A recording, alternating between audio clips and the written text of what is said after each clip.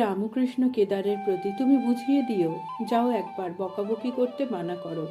মণি হাওয়া করিতেছেন, ঠাকুর বলিলেন তুমি খাবে না। মণিকেও নিজে প্রসাদ পাইতে পাঠাইলেন। সন্ধ্যা হয় হয়, গিরিশ ও শ্রীম পুকুর ধারে বেড়াইতেছেন। গিরিশ: ওহে, তুমি ঠাকুরের বিষয়ে নাকি লিখছ? শ্রীম: কে বললে? গিরিশ: আমি শুনেছি। আমায় দেবে?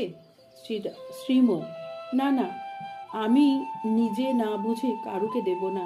ও আমি নিজের জন্য লিখেছি, অন্যের জন্য নয়। গিরিশ: বলো কি? শ্রীম: আমার দেহ যাবার সময় পাবে। ঠাকুর অহেতুক কৃপা সিন্ধু, ব্রাহ্মভক্ত শ্রীযুক্ত অমৃত। সন্ধ্যার পর ঠাকুরের ঘরে আলো জ্বালা হইয়াছে। ব্রাহ্মভক্ত শ্রীযুক্ত অমৃত বসু দেখিতে আসিয়াছেন। ঠাকুর তাহাকে দেখিবার জন্য ব্যস্ত হইয়াছেন। মাস্টার ও 2-4 জন ভক্ত আছেন। ঠাকুরের সম্মুখে কলাপাতায় বেল ও জুঁইয়ের মালা রহিয়াছে। ঘর নিস্তব্ধ, যেন একটি মহাযোগী নিঃশব্দ যোগে বসিয়া আছেন। ঠাকুর মালা লইয়া একবার তুলিতেছেন, যেন গলায় পরিবেন। অমৃত স্নেহপূর্ণ স্বরে: মালা পরিয়ে দেব? মালা পরা হলে ঠাকুর অমৃতের সহিত অনেক কথা কহিলেন। অমৃত বিদায় লইবেন। শ্রীরামকৃষ্ণ: তুমি আবার এসো।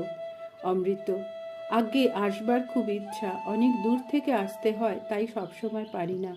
শ্রীরামকৃষ্ণ: তুমি এসো, এখান থেকে গাড়ি ভাড়া নিও। অমৃতের প্রতি ঠাকুরের অহেতুক স্নেহ দেখিয়া সকলে অবাক।